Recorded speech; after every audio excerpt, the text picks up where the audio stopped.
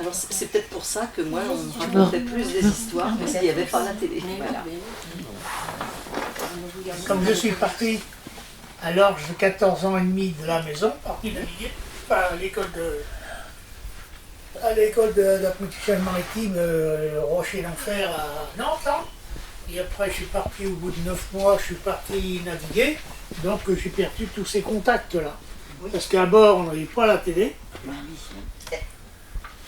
Mais on avait autre chose. Voilà. C'est vrai aussi, oui. Ouais. Vous avez entendu les enfants, à quel âge il a commencé à travailler, Jacques 14 ans. Ah ouais, ça fait jeune. 14 ans, l'âge de Vlad. Ah, bah oui. L'âge de Vlad. Ton âge, quoi. C'est ça. Tu sais, ma maman m'avait dit, écoute, Jacques, tu vas aller chez monsieur Boulanger au-dessus, là, attends, comment il s'appelait à l'époque, je ne me rappelle plus, enfin, bref. Puis j'étais une fois, 2 fois. J'ai dit non, moi je ne veux pas faire boulanger. Hein. Thibaut. Ah non, avant Thibaut. Avant Thibaut. Ouais, ça existait? Ouais. Non. Certainement que si. Ah, certainement que si. Il est arrivé.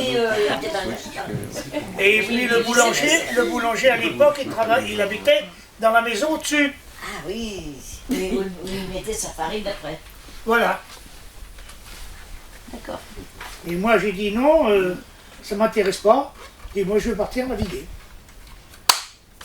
Elle a dit bon bah, c'est ton choix. On m'a inscrit à l'école d'apprentissage maritime à Nantes, là. On a fait le premier stage. Et après ça a été fini pour les stagiaires de 9 mois. Donc après ça a été les écoles des officiers. Ça a changé. Moi je suis parti, mon cousin Gautret, il naviguait déjà à la Société navale générale maritime, et donc il m'a dit, bon, tu viens avec moi. Bon, je viens avec toi, mais il dit, on vient de passer mon certificat d'apprenti marin, là, j'ai pas les résultats. Il dit, t'inquiète pas, tu les auras quand tu seras embarqué, quand on sera en mer. Alors donc, je suis parti avec lui, on a fait le Maroc, la Tunisie, le Portugal, à bord de bateau, et on venait à Nantes, après avec des cuves à vin, au chai dans le bord de Chantenay. Et voilà. Ça pourrait être une belle histoire, ça. Voilà, L'histoire de Jacques qui part à 14 ans sur un bateau. Et qu'est-ce qui pourrait lui arriver? Jacques le marin, qu'est-ce qui pourrait lui arriver? Bah, il rencontre un bébé baleine dans une plage. Ah non. As-tu rencontré des baleines? Des dauphins peut-être. Du coup, il fait le Vendée Globe. Répondre. Du coup, il fait le Vendée Globe, après, ouais, il fait le Vendée Globe. C'est exactement ça. Et après, sur mon bateau, il fait percuter par une baleine. Ah bah, Les baleines, vous aimez. Et après, il y a eu un orage au Vendée Globe et après le drame quoi. Et après le drame et après C'est pas des baleines, après il est près d'une plage et il voit une baleine échouer et après il C'est des remonte à la marsouins. mer avec une barque. c'est des marsouins qui jouaient avec le navire. C'est-à-dire qu'ils plongeaient, sortaient. Ils plongeaient, sortaient. Et hop, ils jouaient avec le navire. On les voyait souvent. Et bien souvent aussi, c'est pareil, on mettait des lignes avec des grands bambous pour pêcher du thon. Ah, logique. Comme le bateau ne faisait pas une vitesse énorme, c'était entre 9 et 10 nœuds, alors que maintenant les bateaux font 25 et 30 nœuds. C'est différent, c'est une évolution vraiment fantastique. Mais là, c'était on pêchait le thon en naviguant. C'est-à-dire qu'au large du golfe de Gascogne, et après, bon, bah, tout à descendre sur le Portugal, et on remonte après en Méditerranée pour l'Algérie, la Tunisie et le Maroc. Ça pourrait s'appeler Jacques a fait un beau voyage. Les aventures de Jacques, oui.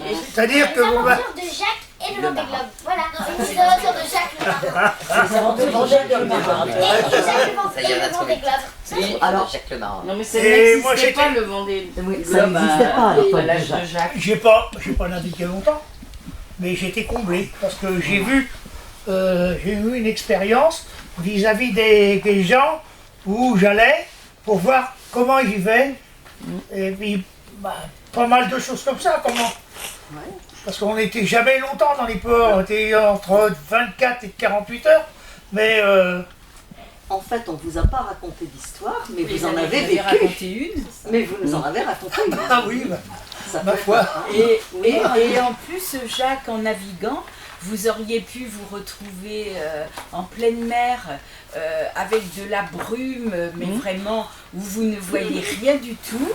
Et le soleil arrivant, vous auriez découvert une île mystérieuse avec des animaux. Ça, c'est de l'imagination. Ah bah oui, ça fait du bien. Parce que moi, je me suis retrouvé en pleine mer en tempête avec le Mogador à l'époque. Le bateau, c'est quoi ça s'appelle Mogador. Le Mogador, c'est la société navale, non, Son bateau. la CGAM, la Compagnie Générale d'Armement Maritime. Et on se trouvait dans le golfe de Gascogne, à remonter chez nous, c'est-à-dire du sud pour remonter au nord, et on s'est trouvé dans une tempête, mais alors magistrale. Il y avait des vagues de 11 mètres de haut. Mais que d'aventure. Ah bah là c'est Et là du coup c'est Moby Dick, hein. Oui, c'est... Et là, le bateau, il faisait... Le jour c'est de bien. cette tempête-là, je me trouvais donc à la passerelle, avec le commandant, puis le timonier. Pour cela, Donc, vous devez d'abord déverrouiller votre carte SIM. Qui c'est qui parle? Voilà. Et voilà. Allez, déverrouillez. Et j'étais en train d'écrire. Oui, alors je me trouvais à la passerelle, et moi, je me faisais pas... je comprenais pas ce danger qui pouvait se réaliser au cas où il y aurait eu un problème. On se trouvait comme ça et moi je me trouvais avec le commandant et je rigolais, je dis mais ça c'est joli, c'est beau. Hein. Il dit mais faut se méfier parce qu'on tombe en panne d'hélice de moteur, on se retrouve dans le sens de la vague Et poum, bouli bouli. Et alors là, vous arrivez au fond de l'eau, Et et il y a pas. la princesse du fond des Il y mers. a la petite sirène qui fait pareil qu'avec le prince, il le sauve, il le met sur un iceberg, il sauve un bébé bateau. Et puis après il y a le roi Triton qui lui fait un nouveau bateau et puis après il rentre. Et puis la princesse lui donne un baiser d'amour et paf, ça y est, tout le monde est sauvé. Reste tranquille, on Ça t'a y est, pas on a demandé. écrit notre J'en ai une autre si vous n'êtes pas trop lassé. Il en a toujours. Il en connaissait pas, puis finalement il en connaît. Sûr. Ben, non, mais ça revient. Il y a un autre canal en Belgique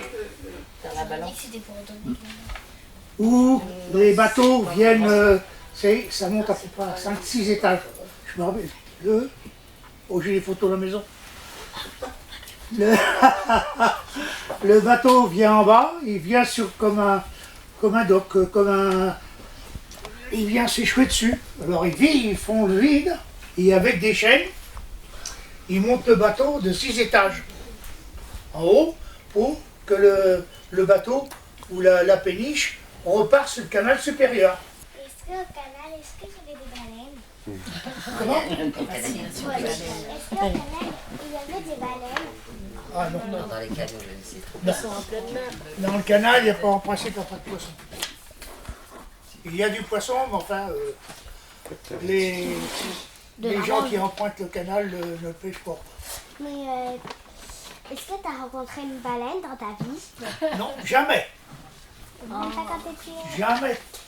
même pas quand t'étais marin? Non. Ils sont pas dans toutes les...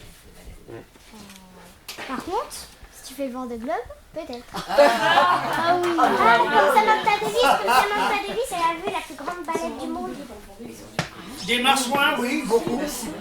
C'est quoi de marsouin? Martien. Mais non.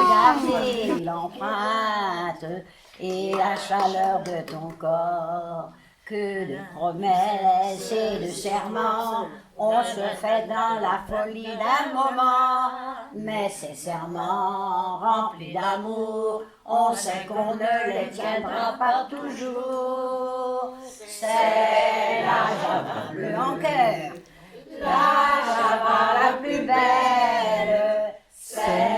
qui ensorcelle et que l'on danse les yeux dans les yeux au rythme joyeux. Quand les corps se confondent, comme le monde il n'y en a pas deux, c'est